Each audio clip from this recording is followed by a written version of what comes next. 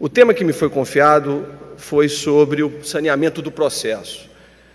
Esse é um tema que está entre aqueles que são as pequenas novidades do novo Código de Processo Civil, que já não é tão novo assim. O Código de Processo Civil ele tem mais de 2 anos de vigência, então falar em novo é muito mais uma atitude de marketing para a gente divulgar eventos, propagar congressos e falar de uma coisa que possa ser nova e desperte interesse, do que realmente seja novo efetivamente. Não é tão novo assim.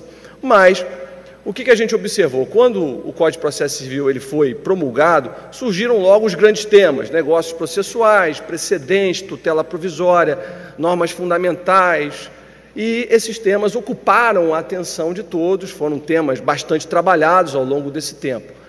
Mas só que há outras novidades que são pequenas, não despertam tanta atenção, mas são novidades muito importantes para o dia a dia do advogado, muito importantes para o processo. Uma dessas novidades, que eu não vejo tanta fala, tanto debate sobre ela, é justamente o saneamento do processo, lá o artigo 357, que prevê a decisão de saneamento e organização do processo. O que fez o Código de Processo Civil de 2015? Ele fortaleceu a decisão saneadora. O que nós tínhamos antes no Código de Processo Civil de 73? Nós tínhamos uma decisão saneadora que tinha 3 pontos. Ela resolvia as questões processuais pendentes, ela delimitava as questões de fato controversas e, sobre as questões de fato controversas fixadas, a decisão saneadora deferia as provas pertinentes. Então, eram esses os 3 pontos: resolver as questões processuais pendentes, fixar as questões de fato controversas e deferir as provas cabíveis. O que faz o novo Código de Processo Civil? Como já antecipei, ele fortalece a decisão saneadora. Então, nós vamos encontrar no novo Código de Processo Civil 5 pontos que são objeto da decisão saneadora. Primeiro, resolver as questões processuais pendentes. Segundo, fixar as questões de fato controversas. Terceiro, deferir, ou melhor, decidir sobre o ônus da prova. Esse é um ponto novo: decidir sobre o ônus da prova. Quarto, deferir as provas pertinentes. E quinto, delimitar as questões de direito controversas. São esses os 5 pontos: resolver as questões processuais pendentes, fixar as questões de fato controversas, decidir sobre o ônus da prova, conforme lá o parágrafo 1º do artigo 373, deferir as provas pertinentes e, finalmente, fixar as questões de direito controversas. O que aparece de novo nessa nova decisão saneadora? São 2 pontos: a decisão sobre o ônus da prova, conforme o parágrafo 1º do artigo 373, e a delimitação das questões de direito controversas. Vejam só, realmente a decisão saneadora ela foi fortalecida, ela ficou mais complexa. Se no antigo código nós tínhamos uma decisão saneadora com 3 pontos, e um desses 3 pontos a gente quase não via, quem viu aqui uma decisão saneadora no antigo código que delimitasse as questões de fato controversas? Eu nunca vi isso, assim como nunca vi filhote de pombo. Um pombo com seus filhotinhos andando na praça, eu nunca vi. E uma decisão saneadora que fixe, ou que fixasse no antigo CPC, as questões de fato controversas, para sobre isso deferir as provas pertinentes, mostrando para as partes o que o juiz entendia como pertinente a ser provado, de acordo com as provas, de acordo com as questões de fato controversas fixadas. Isso eu nunca tinha visto no antigo CPC. E o que faz o novo Código de Processo Civil? Não só insiste nesse ponto, e ainda bem, como avança e está determinando ao juiz que decida sobre o ônus da prova, porque tem uma novidade que é a regra dinâmica do ônus da prova, e também o juiz delimite as questões de direito controversas. Então, nós temos esse fortalecimento da decisão saneadora, que é uma aposta do novo Código de Processo Civil, porque o novo Código de Processo Civil ele prevê o princípio da cooperação, prevê o princípio da boa-fé objetiva. Então, uma decisão de saneamento e organização do processo que organize efetivamente o que vai ser provado e o que vai ser decidido, e isso é uma atitude cooperativa do juiz com as partes.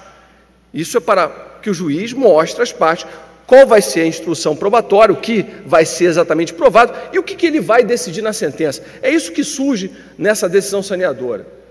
Surge o que vai ser provado, o que vai ser decidido. O juiz, mais ou menos nessa decisão saneadora, ele já coloca o seu projeto de sentença. Ele vai decidir o pedido de tutela jurisdicional, formulado pelo autor na petição inicial, e já ressalta as questões de direito que ele vai ter também que decidir na sentença. Então, nós temos essas duas novidades na decisão saneadora, que são a decisão sobre o ônus da prova e a delimitação sobre as questões de direito controversas.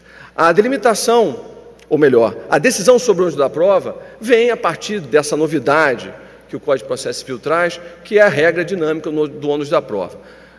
Estou falando aqui na frente de um grande processualista sobre o tema, o nosso querido professor William Santos Ferreira, na minha opinião, é a maior cabeça sobre direito probatório no direito processual civil brasileiro, tem tem profundos estudos sobre o tema, então é sempre uma responsabilidade muito grande, William, falar sobre isso na sua presença. Mas o novo Código de Processo Civil trouxe a regra dinâmica no ônus da prova, então o juiz, ele pode, diante da dificuldade que uma parte tem de se desincumbir do seu ônus da prova, de provar um determinado fato que essa parte alegou, o juiz, vendo essa dificuldade, ele pode dar esse ônus para a outra parte, ou seja, a parte que alegou um fato, ela tem dificuldade de provar, de demonstrar esse fato, e o juiz, diante dessa dificuldade, provocado ou de ofício, ele pode inverter o ônus da prova desse fato.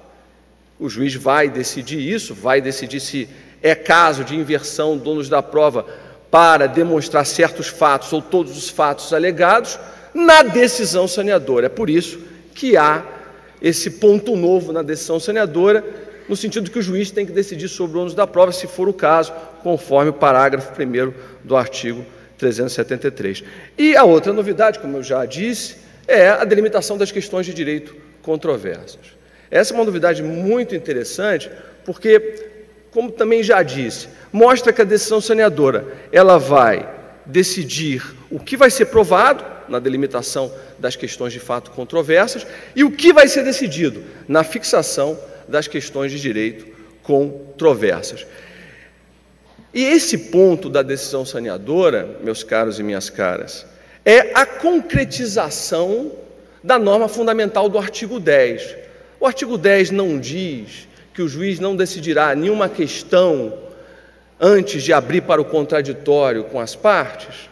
O juiz, não está dito que o juiz tem esse dever lá no artigo 10? Pois bem, a concretização, uma das concretizações dessa norma fundamental está aqui na decisão saneadora, em que o juiz ele delimita as questões de direito controversas, mostrando às partes o que ele vai decidir na sentença para evitar situações de surpresa, para dizer às partes que aquela questão de direito alegada por uma parte, refutada por outra, é uma questão de direito importante, é controversa, e ele vai ter que decidir na sentença. Então, isso não deixa de ser uma concretização da norma fundamental do artigo 10. Portanto, logo de cara a gente vê na decisão saneadora esses dois pontos novos: a decisão sobre o ônus da prova e a decisão sobre, ou a fixação sobre as questões de direito controversas. Mas o artigo 357, que prevê a decisão saneadora, ele não para por aí.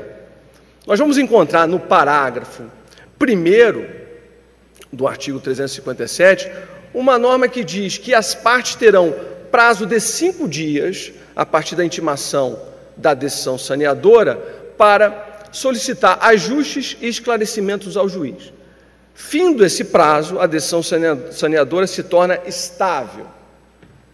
Ou seja, é um prazo automático de 5 dias, a partir da intimação das partes sobre a decisão saneadora, para que elas possam pedir esclarecimentos ou solicitar ajustes ao juiz sobre a decisão saneadora. O Código aqui pressupõe que a decisão saneadora ficou mais encorpada, ela é mais complexa, ela é uma decisão que efetivamente tem aptidão para organizar o processo, isso é importante para as partes, então as partes já têm esse prazo imediato para solicitar ajustes ou esclarecimentos ao juiz sobre essa decisão, a respeito dessa decisão. Esse prazo não é um prazo de recurso, não devemos entender esse prazo como um prazo de embargos de declaração automáticos, não é nada disso. Isso é um prazo conferido pela lei às partes para, através de uma atitude cooperativa entre as partes e o juiz, para que as partes peçam ao juiz esclarecimentos, e é como se a lei estivesse dizendo para as partes: pergunte ao juiz, olha, o que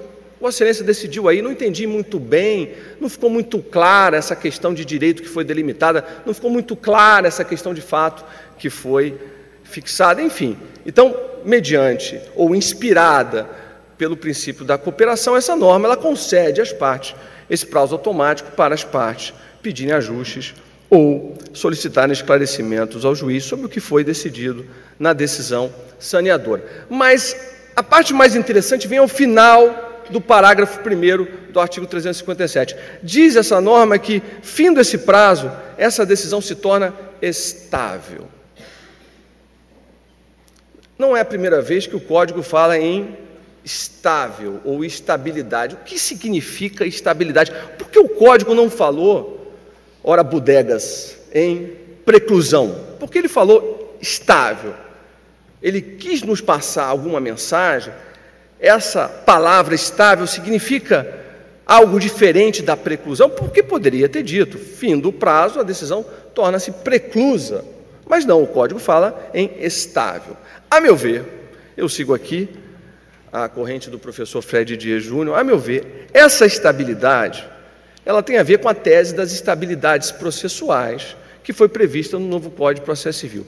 As estabilidades processuais são fenômenos processuais de vinculação que têm gradações. A ideia das estabilidades processuais é nós imaginarmos fenômenos processuais de estabilização ou de imutabilidade que são mais fortes do que a preclusão e menos fortes do que a coisa julgada, de acordo com a situação processual. Então, essa estabilidade seria um fenômeno processual, aqui essa estabilidade posta, insisto, no parágrafo 1º do artigo 357, seria um fenômeno processual para estabilizar essa decisão saneadora a ponto de o juiz não poder mais modificar nenhum ponto dela durante o procedimento até proferir a sentença.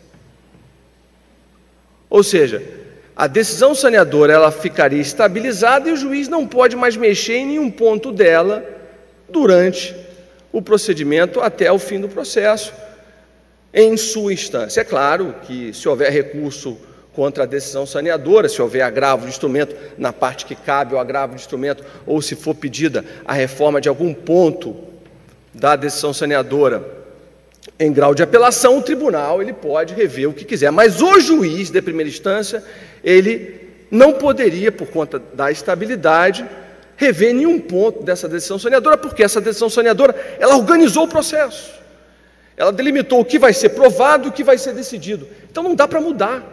Não dá para o juiz, depois disso, mesmo usando a sua compreensão do poder de ofício, dizer, não é bem assim, as questões controversas não são bem essas, o que vai ser decidido não é bem aquilo que eu disse. Não, ele não pode mudar. Já que ele definiu qual vai ser o rumo do processo dali para frente, na instrução probatória, e já colocou o seu projeto de sentença dizendo que vai definir, vai decidir essas questões de direito que surgiram do debate das partes, ele não pode mexer mais.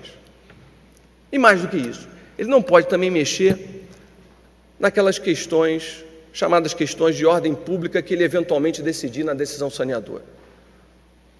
Porque essa estabilidade ela vai impedir que o juiz ele modifique a decisão saneadora no restante do procedimento, tanto em relação a delimitação das questões de fato controversas ou de direito controversas, quanto também em relação àquelas questões de ordem pública que eventualmente o juiz decidir na decisão saneadora. Por exemplo, o juiz diz na decisão saneadora que estão presentes os pressupostos processuais e as condições da ação. Essa estabilidade, reparem, não é preclusão, é estabilidade. Essa estabilidade, ela vai impedir que o juiz, no restante do procedimento, mude de ideia. Ah, mas o juiz, ele pode conhecer de ofício essas questões? Tudo bem, ele pode conhecer de ofício essas questões. É o que diz o parágrafo 3º do artigo 485. Mas ele não pode rever, já tendo decidido essas questões. Isso não está dito no parágrafo 3º do artigo 485.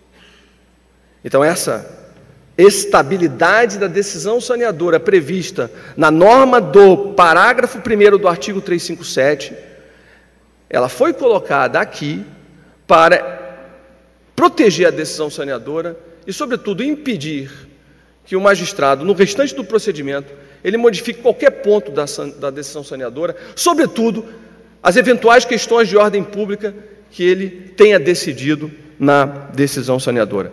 É assim que eu vejo esse ponto do parágrafo 1º do artigo 357, essa expressão estável, eu interpreto dessa forma. Essa não é uma interpretação exclusiva minha, eu me recorro aqui à doutrina do professor Fred Didier Júnior. O parágrafo 2º do artigo 357, ele traz uma grande novidade, e pouco falada. Lá está um negócio processual típico. Está dito que as partes, vejam só, as partes podem, por negócio processual, se estiverem de acordo, delimitar de forma diferente as questões de fato controversas e as questões de direito controversas. Ou seja, nós podemos ter a seguinte dinâmica: as partes, antes da decisão saneadora, elas já entregam para o juiz um negócio processual em que elas já delimitaram as questões de fato controversas e fixaram as questões de direito controversas a partir do debate processual que ocorreu.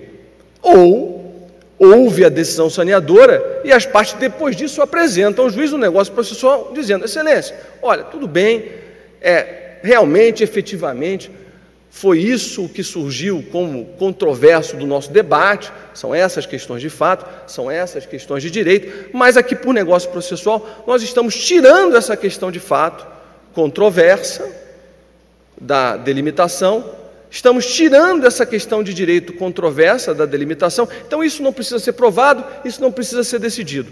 Esse negócio processual, em que as partes interferem na delimitação das questões de fato controversas e na delimitação das questões de direito controversas, é um negócio processual para acrescentar questões controversas que o juiz eventualmente não viu, é um negócio processual para retirar questões controversas que o juiz já fixou ou que o juiz iria fixar, ou é um negócio processual para modificar essa fixação das questões controversas. As partes podem, por esse negócio processual, interferir, pelo menos é a aptidão desse negócio processual típico, elas podem interferir completamente na fixação das questões controversas pelo juiz. Isso tem limite? Primeiro de tudo, esse negócio processual, ele é um negócio processual típico, ele foge à regra dos negócios processuais normais, porque ele depende de homologação. O negócio processual normal, em regra, ele não precisa de homologação judicial, conforme o artigo 200 do Código. As partes fazem um negócio processual, ele já tem eficácia sobre o processo e o juiz tem que respeitar. O juiz fica sujeito ao negócio processual celebrado entre as partes. Essa é a regra, está no artigo 200. Salvo quando o Código exigir a homologação judicial, o negócio processual não precisa de homologação. E aqui o Código exige. Esse negócio processual típico é um negócio processual grave, porque se dá sobre um ponto importante do processo, que é o que vai ser provado, o que vai ser decidido, e o Código, por opção política, exige a homologação judicial. Então aqui fica controle, ou fica no controle do juiz, limitar esse negócio processual. E aí, qual seria o limite desse negócio processual? As partes têm liberdade total para interferir no que vai ser provado e no que vai ser decidido, na fixação das questões de fato controversas e nas questões de direito controversas, é isso? Aqui nós temos duas correntes, como ocorre em quase tudo na vida. Mas nos negócios processuais, essas correntes são bem delimitadas. Nós temos a corrente que entende de forma ampliativa os negócios processuais e a corrente que entende de forma restritiva os negócios processuais. Basicamente, a corrente que entende de forma restritiva os negócios processuais tem dificuldade de ver os negócios processuais interferindo nos poderes do juiz, interferindo nos comportamentos do juiz. A corrente restritiva, ela quase sempre diz que os negócios processuais, eles têm por objeto apenas os comportamentos das partes, não podendo mexer nos comportamentos do juiz, não podendo ter por objeto os comportamentos do juiz. E eu tenho um grande problema em relação aos negócios processuais, porque eu ainda não me defini em qual corrente estou. Fico ao sabor dos casuísmos ou da retórica dos meus amigos a respeito da sua corrente. Quando eu ouço o Fred falando sobre a corrente ampliativa, eu falo, concordo com você. Quando eu ouço o Gajardoni falando sobre a corrente restritiva, eu falo, concordo com você. Ainda não tenho uma posição formada. Mas aqui, particularmente aqui, porque esse é um negócio processual típico, se dá sobre um ponto grave do processo, que é a decisão saneadora, eu adoto uma posição mais restritiva. Eu entendo que esse negócio processual tem como limite, ele não pode interferir nas questões de admissibilidade do processo e nas questões prejudiciais. Se as partes, por meio desse negócio processual típico, elas interferirem, retirarem, por exemplo, do processo uma questão de admissibilidade do processo que foi fixada como controversa para o juiz decidir na sentença, elas não podem fazer isso. Se as partes quiserem retirar do processo uma questão prejudicial que o juiz necessariamente tem que julgar antes de julgar o pedido, as partes não podem fazer isso. Exemplo, as partes não podem retirar do processo uma questão de direito controversa ou uma questão de admissibilidade do processo, que é, por exemplo, a alegação de coisa julgada. Foi alegada a coisa julgada por uma parte, foi refutada pela outra, isso é uma questão de direito controverso, o juiz fixou isso como uma questão de direito controversa, ele vai julgar mais à frente e as partes vêm para o negócio processual típico, vamos retirar essa questão. Excelência, Vossa Excelência não precisa decidir mais sobre essa questão. Não pode. É uma questão de admissibilidade do processo, o negócio processual típico não alcança essa questão. E uma questão prejudicial, por exemplo, uma parte alega, a parte ré, alega a inconstitucionalidade de uma norma que ampara a tese do pedido autoral. Aí o juiz fixa a questão da inconstitucionalidade da norma como uma questão de direito controversa que ele vai definir na sentença quando julgar o pedido. Isso ele delimita na decisão saneadora. E as partes vêm por negócio processual típico e tentam retirar essa questão da apreciação judicial. Isso não pode ocorrer. Isso é uma questão prejudicial. O juiz tem que apreciar necessariamente essa questão. Isso interfere na formação do convencimento do juiz sobre o pedido de tutela jurisdicional formulado pelo autor. Não tem como as partes, por meio do negócio processual típico, alcançarem essa questão. Então, esse negócio processual típico, previsto no parágrafo 2º do artigo 357, ele tem como limite o quê? Ele não pode tratar sobre questões de admissibilidade do processo, que são controversas naquele processo especificamente, e questões prejudiciais, que obviamente são controversas naquele processo especificamente. Esse é o limite do negócio processual típico. Aqui, como eu disse, eu adoto uma posição restritiva sobre esse tema, mas ressalvo a posição do meu querido amigo Fred Didier Júnior, que entende aqui de forma ampliativa e pugna ou defende que as partes podem tratar nesse negócio processual típico de qualquer tema a respeito sobre o que o juiz vai decidir ou sobre o que tem que ser provado no processo. Indo para o final, o parágrafo 3º do artigo 357 prevê outra novidade.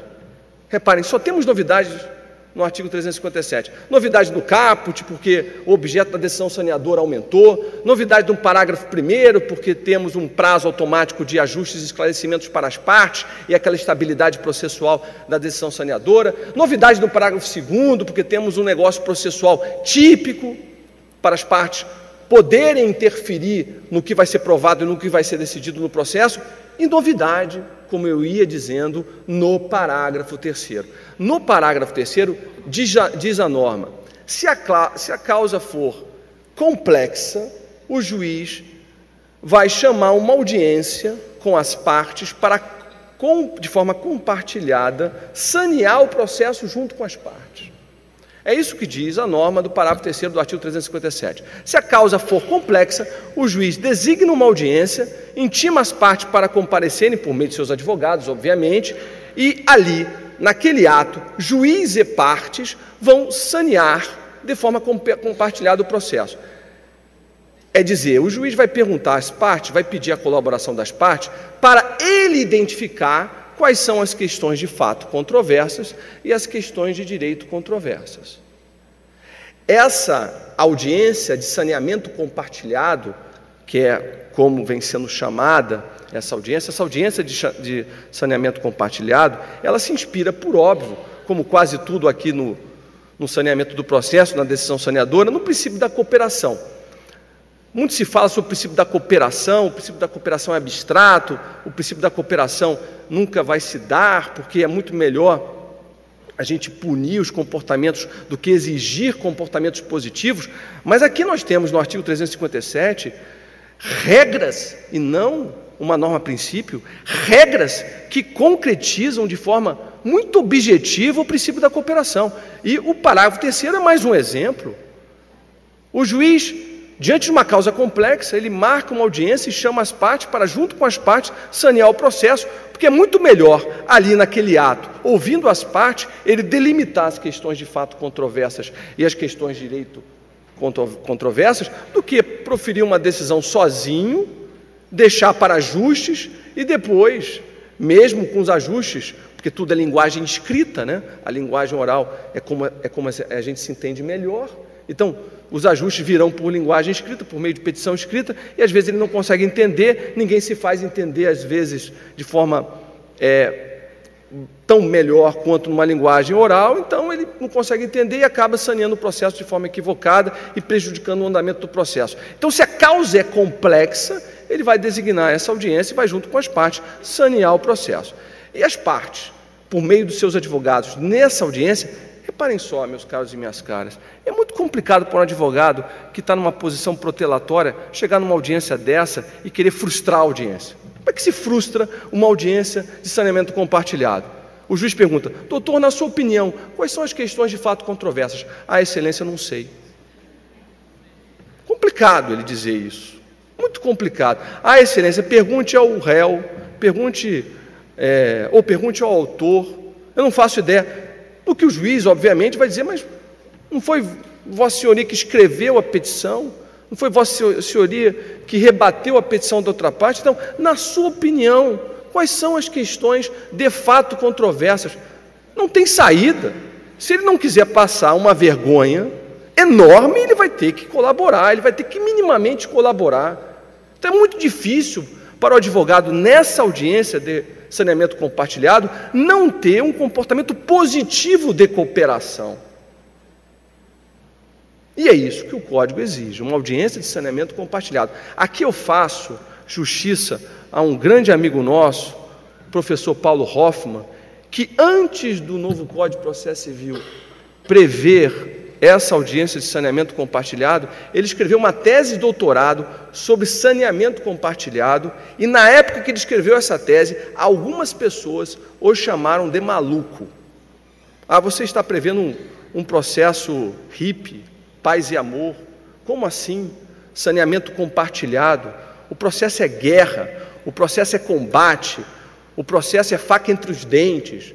No processo, uma parte quer matar a outra. Como é que você escreve uma tese de doutorado querendo que as partes colaborem com o juiz para sanear o processo? Está aqui, virou lei. E hoje não é tão absurdo assim imaginar isso. Então, faço justiça aqui ao nosso querido amigo professor Paulo Hoffmann, que tem um livro chamado Saneamento Compartilhado, foi a tese de doutorado dele, e muito antes do novo Código de Processo Civil, ele já sustentava isso, já dizia que isso era bom para o processo. Por fim, o último ponto é sobre a recorribilidade. A decisão saneadora, ela é recorrível, reparem, ela tem 5 pontos, como eu já disse. Ela resolve as questões processuais pendentes, ela delimita as questões de fato controversas, decide sobre o ônus da prova, defere as provas pertinentes e fixa as questões de direito controversas.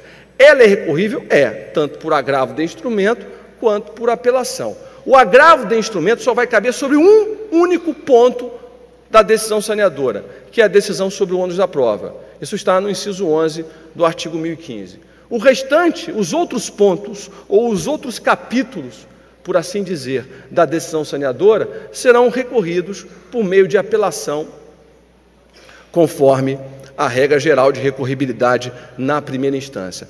Aqui, sinceramente, eu não consigo, até porque eu não concordo com a interpretação ampliativa do artigo 1015, eu não consigo ver em nenhuma outra hipótese do artigo 1015 uma possibilidade de recorrer ou impugnar qualquer outro ponto da decisão saneadora que não seja a decisão sobre o ônus da prova, que não seja o ponto sobre o ônus da prova. Então, a decisão saneadora, ela só tem como recorrível imediatamente o ponto sobre o ônus da prova e os demais pontos ficam para a apelação ou para as contrarrazões de apelação.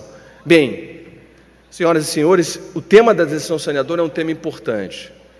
Isso vai pegar ou vai dar certo se nós, advogados, controlarmos essas situações em que o juiz saneia o processo. Se nós não soubermos, primeiro, que a decisão saneadora ela se fortaleceu e tem esses pontos novos e tem essas possibilidades processuais, nós não vamos nem pleitear, postular isso no processo. Então, primeiro, temos que conhecer a novidade, que é uma pequena novidade, não está entre as grandes novidades, não é uma grande atriz do filme do Código de Processo Civil 2015, é uma atriz menor, mas é uma atriz que cumpre um papel muito importante nesse filme. Ela organiza o processo, ela faz com que o processo tenha um caminhar a partir do final da fase postulatória até a sentença mais previsível, faz com que as partes conheçam o que vai ser provado e o que vai ser decidido. Então nós temos que conhecer isso, para poder postular isso em juízo e para poder pugnar para que isso seja respeitado pelos juízes. Se nós não fizermos isso, realmente, o que está previsto, aqui o plano do legislador do Código de Processo Civil vai se frustrar. Então, como disse aqui o professor Sérgio Arnenhardt, o Código por si só, ele não é nada. O Código ele tem que reformar a nossa cabeça, para que a gente possa, com a nossa cabeça reformada, reformar o sistema de justiça.